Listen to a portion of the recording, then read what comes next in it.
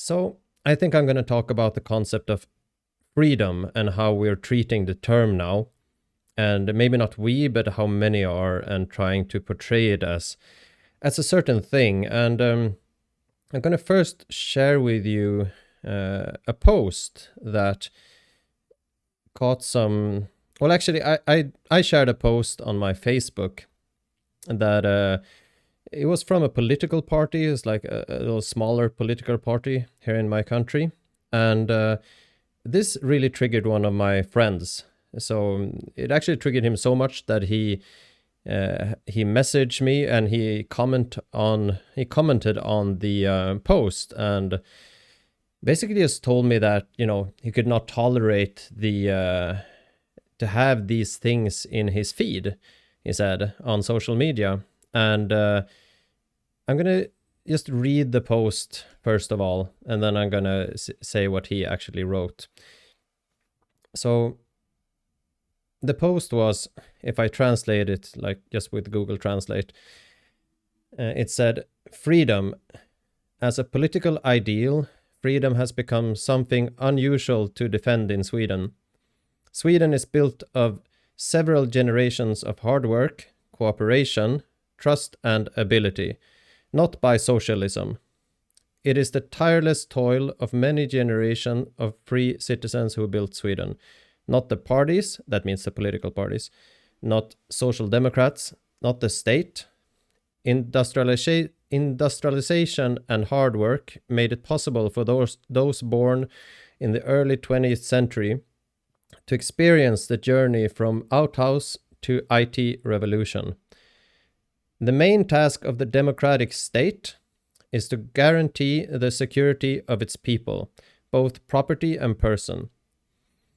A society where you cannot use your freedoms or enjoy the fruits of your labor will not last.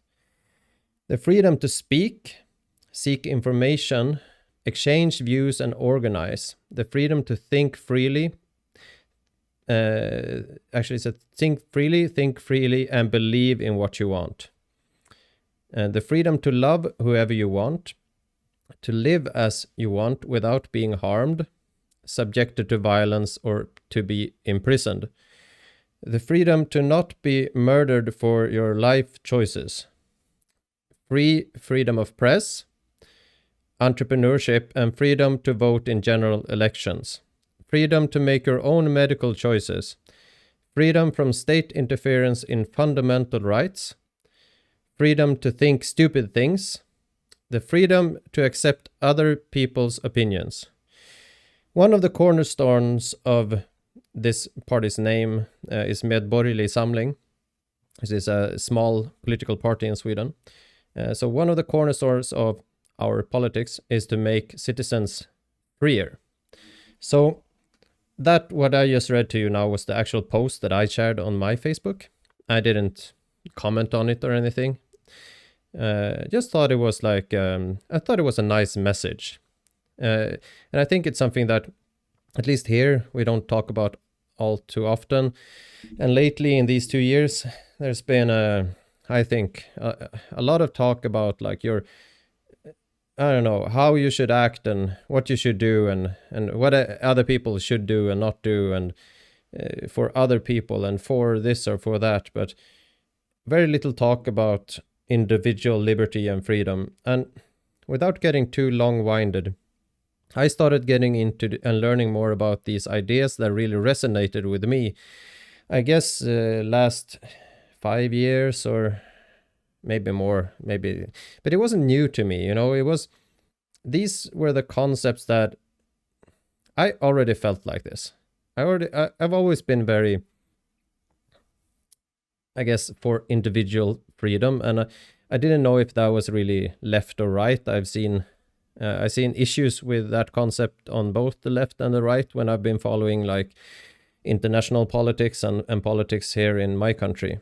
So I never really, maybe I've leaned more right, I guess, especially in Sweden, because I never felt the right was as right as it were in many countries. And but as time goes on, especially these last 2 years, I think I've really learned more about and really considered the importance of the value of liberty and individual liberty and freedom. And that doesn't mean you don't care about others.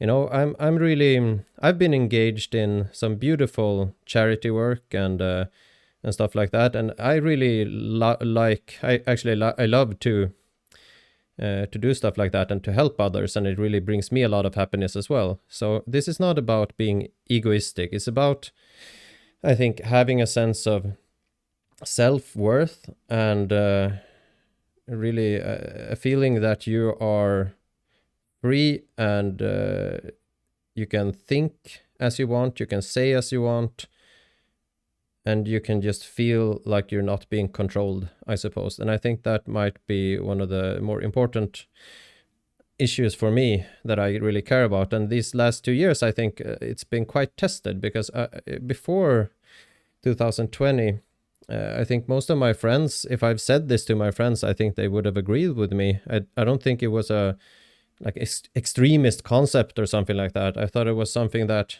most people would say was a given, and that maybe they would say that their opponents and the other political side didn't think like this, and really try, maybe they would use that to to attack the other political side, Yes, so that post I just read, I had a friend that I've known for a few years, some years. It's not one of my closest friends, but it was a guy that I considered to be a friend. We hung out time to time, and we trained outside together. I was engaged in this kind of a obstacle course racing club. Maybe I'll talk more about that sometime. But the answer he wrote to my the post I shared was, if I translate it, is that I do not want to live in a bubble, but I have certain limits in my social media, mostly for the role of my own well-being. And for that reason, he said he couldn't be friends with me anymore, right? So, and it's not, I've learned to not care too much about what people think, but it was a quite interesting thing for me still to realize that some people really feel, I guess they're so into it somehow, and they're so, as soon as you say these words like individual liberty or freedom or things now that have been quite stigmatized, I guess, like medical freedom, which I don't think it was a weird thing at all to say that you were for medical freedom and freedom of choice in 2019 or before, right? But now it's become quite different, and I don't even care. I mean, the whole debate, right? I don't care what people do to their own bodies or whatever. Take whatever you want or not, I don't think it's something that should be discussed. I just think the message is a nice message. And if people are offended by that message, which I just read, that post, then I don't know how I can relate to them, It's very hard for me to relate to someone, I guess, that are not behind that kind of mentality, I guess. So, but I've seen this popping up in a lot of places now recently too, and sadly, I think that might be. I don't want to judge people, but I think it might. I think I might kind of know where it comes from. The mentality that my former friend had, and they're really connecting it to a lot more. It's like they see someone like me say these words or share these words, about how I value freedom and liberty and choice and all these things, right? The post that I just read. And they really connected to something like some kind of extremism or some far extremist movement or something. And I think it's really sad how that's become some, I don't know, it's a real push going on, I feel like. Not really feel, I've seen it, I've seen it on online in media and from governments. There's been a big push to, I guess, stigmatize the concept of freedom and talking about freedom as being some kind of far out there thing that's connected to all these horrible ideologies and whatever. And it's just something that I don't agree at all with that, you know. I don't think that's correct. But I'm going to share with you a few headlines I found just looking for, you know, I was kind of curious to see why is it that people like my former friend here react so strongly to someone talking about freedom and liberty. And I think it might have a lot to be what's being really pumped out in the media. So here's some examples of what you can see out there. If you're a person that just kind of reads all these newspapers and media and don't really, with all these protests going on, you know, you don't look into, you don't follow like live streams and people reporting from the site or whatever, and you just follow media. You know what I had some video about what Trudeau said about the protests there, and it's been the same here in Sweden. It's same all over the world, from what I can see. They're all being labeled as being far right or racist or extremist or something like that. And I've been to a few protests, you know, and it's just I know a lot of people get like disheartened by that, but I've started just since I can see what they do when they report on it. It doesn't really affect me that much, but I'm trying to understand how it works. So, you know, you can see here what CBC reports. They report that why the word freedom is such a useful rallying cry for protesters. It's become common among far-right groups, experts say. You know, these experts that just brand everyone who wants freedom for themselves as far right, and they branded the Canadian protest as this, you know. And I gotta say, here in Sweden it was the same when we had the biggest protest. The big news in the main newspaper was that, oh my god, there were far right people there on the protest. And you know, I was there and it was maybe 10,000 people, and I'm sure there were like 10-15 what you would call far right people. But if they are standing on the street and they're saying, hey, we want freedom, I mean, I can't what can I do? You know, you can't like throw them out or something, right, from the public street. But you don't have to be exactly what everyone else is. And the huge majority of these movements is not that, right? So you see some other articles here in the Conversation. They have academic rigor and journalistic flair, this newspaper here. And here they're talking about, they're just connecting the Freedom Convoy to Canada's far-right uprising. And they say the freedom movement is a catch-all term for many segments of intolerant ideologies, including white supremacy, anti-LGBTQ sentiments, and anti-Semitism. And this is so weird, you know, if you go to any of these protests, this is not what you see. You know, if you look at, I love this YouTube guy on YouTube from Canada called Viva Frey, who is a lawyer from there, I think. And he has been out in the protest now in Ottawa for many days. And if you see and listen to someone walk around, I mean, if you can be there yourself, it's even better. But if you're like me, you can't be there, but you can listen and see. These are not far right. These are not white supremacist people. But it's families out, you know, normal families. And we know who is on site on these protests. And, you know, you're always going to have, sure, there might be some assholes there. I'm sure. But that's society, you know. In any place, if you go to a mall, there's going to be some guy with some extremist view in the mall. But the mall is not far right, right? You can see all of these articles. Like you have a Canada's Freedom Convoy, a far right protest explained by some woman. And you have, what do you more have? Toronto Star. Convoy shows how the far right has co-opted the concept of freedom. It looks like people who have the freedom to seek the dissolution of government and freedom to lay siege on the capital feel like they're more hard done by. Anyways, the convoy shows how the far right has co-opted a concept of freedom. And I mean, just listen to these people, what they talk about. They're not trying to bring in some far right ideology. I know this word has been like killed by this point, but it annoys me, you know. Maybe you can see that I'm a bit tired today, but I'm also just annoyed at this, you know, how misrepresented things are. So I'm not really cheerful today, you know. But I thought I still wanted to like say, I guess, speak my mind about this topic because it's been kind of nagging me as I'm seeing this protest play out in Ottawa. So this is going to be a longer video, but whatever.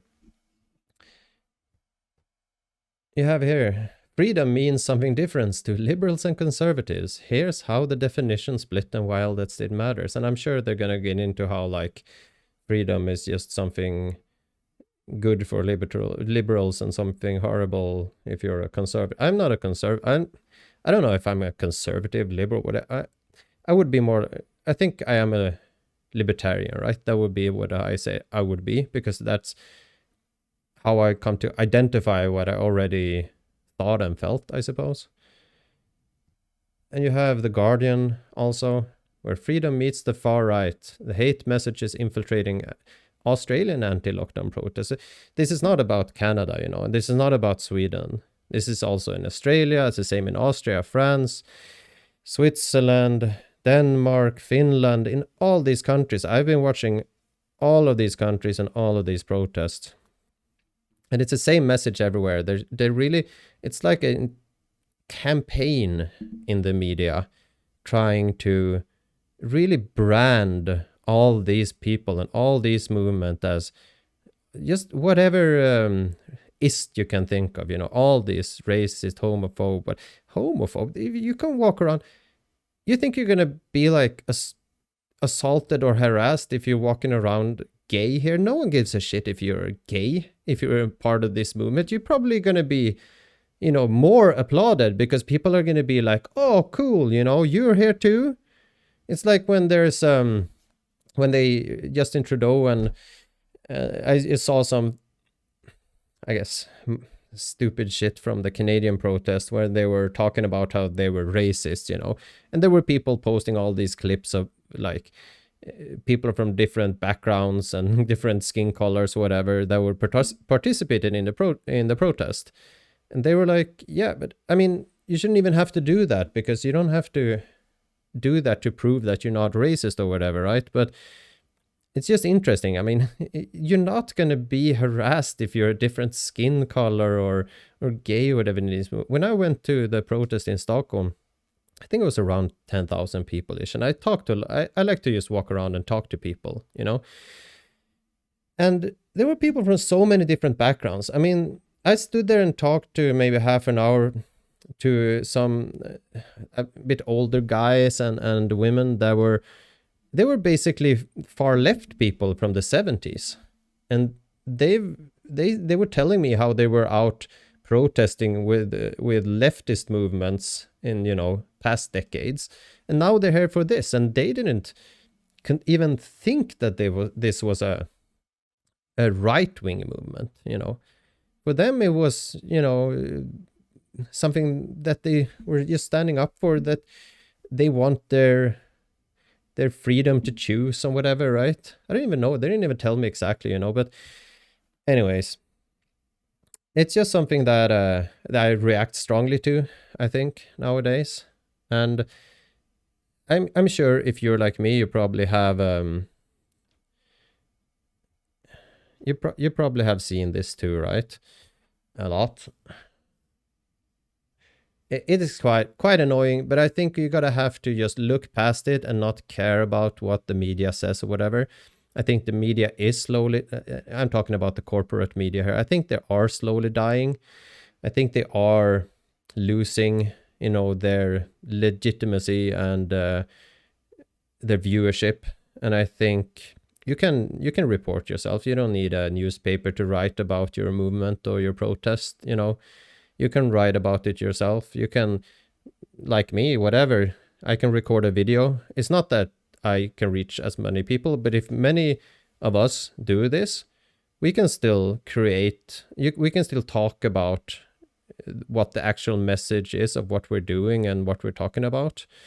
So anyways, that was just about this concept of freedom. I'm also watching this thing in Ottawa go down. I'm just so tired after a week of work that I had a lot of things I wanted to say about that too, but I have to go to sleep. Also, basically, I have a really early morning tomorrow.